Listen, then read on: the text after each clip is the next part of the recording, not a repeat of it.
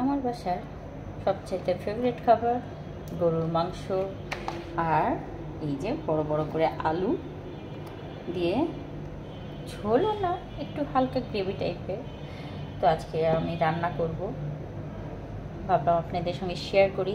তো চলেন, প্রথমেই আমি কড়াইয়ে তেল দিয়ে নেব আলুটা ভেজে নেওয়ার জন্য। সামান্য একটু হলুদ দিব। বিসমিল্লাহ।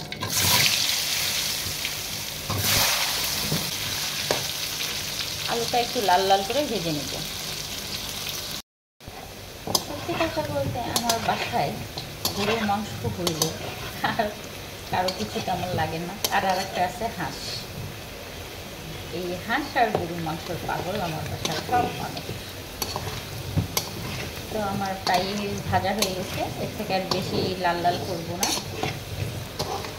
অনেকে বলতে পারেন এটা আবার দেখানোর কি আছে, আর দেখানো না, ভাবলাম একটু রান্না করতেছি, একটু শেয়ার করি।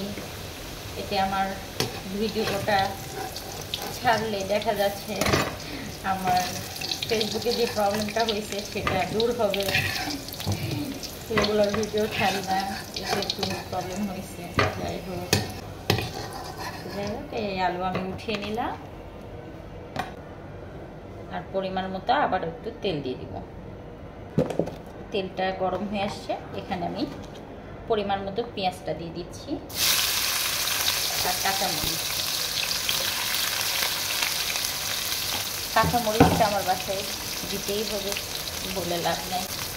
রসুন কুচি এর মধ্যে দিয়ে দিব বাকি সব মশলা, তেজপাতা, দারচিনি, কালো এলাচ, সাদা এলাচ, আদা রসুন জিরা বাটা, হলুদ গুঁড়া 1.5 চামচ, 2 চামচ গুঁড়া মরিচ আর স্বাদ অনুযায়ী লবণ।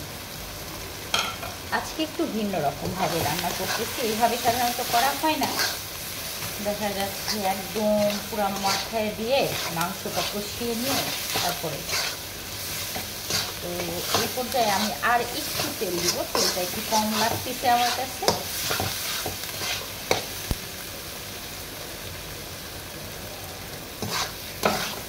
পর্যায়ে দিব গরুর মাংস।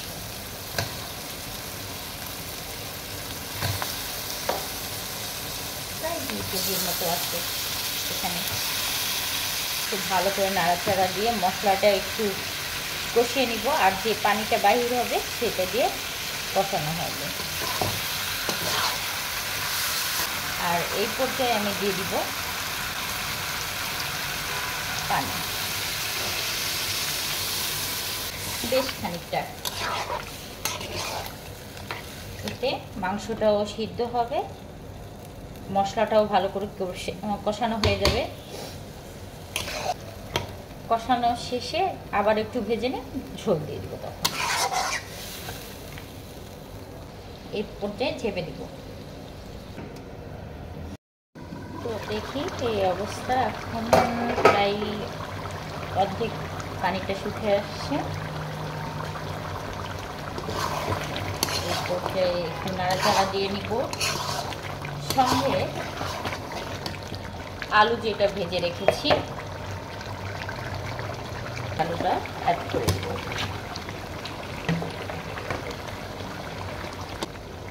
জানি না কালার কতটুকু আসছে, বাট ইয়ামি কালার। আর এইখানে অ্যাড করব আমি ছোট্ট চামচে, যেমন এই যে পরিমাণে চামচে 1 চামচ সব রকমের মশলা ভেজে গুঁড়ো করা 1 চামচ দিব। আর দিয়ে দিব ছোট 1 চামচ ধনা গুঁড়া ভেজে তেলে রাখা হয়েছে।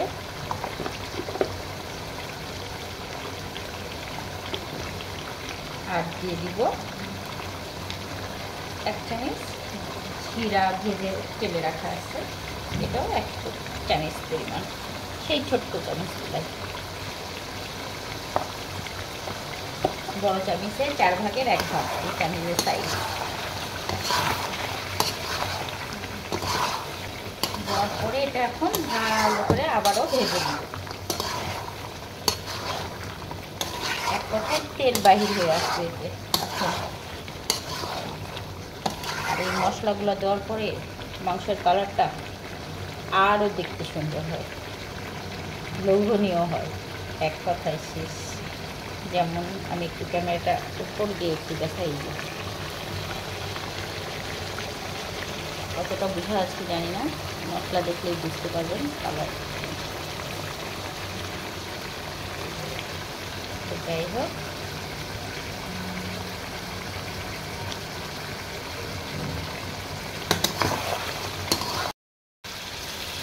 উপর থেকে দিয়ে দিব ঝোল এবং আলু সিদ্ধ। যেহেতু আলু ভেজে রাখছি, এতে দেখা যাচ্ছে যে আলু সিদ্ধ হতে বেশিক্ষণ লাগে না। বড় আলু যেহেতু, এখন ঝোলটা দিয়ে দিব পরিমাণ মতো।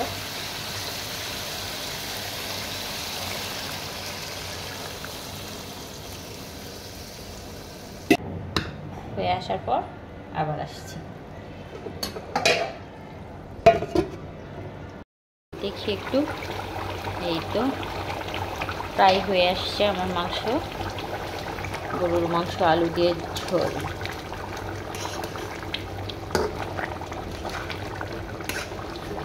আর চুলার জাল নিভে রাখলে দেখা যাচ্ছে যে আলুতে একটু ঝোল টেনে নিবে, এই জন্য এই পরিমাণে ঝোল রেখে দিলাম। তো আমার হয়ে গেল ধোয়া ওঠা গরুর মাংস ঝোল। তো দেখেও লোভনীয়, খেতেও মজা। তো যার যার ভালো লাগছে অবশ্যই লাইক, কমেন্ট, শেয়ার দিয়ে দিবেন। তো পাশেই থাকবেন অবশ্যই। টাটা, বাই বাই, আল্লাহ হাফেজ, আসসালামু আলাইকুম।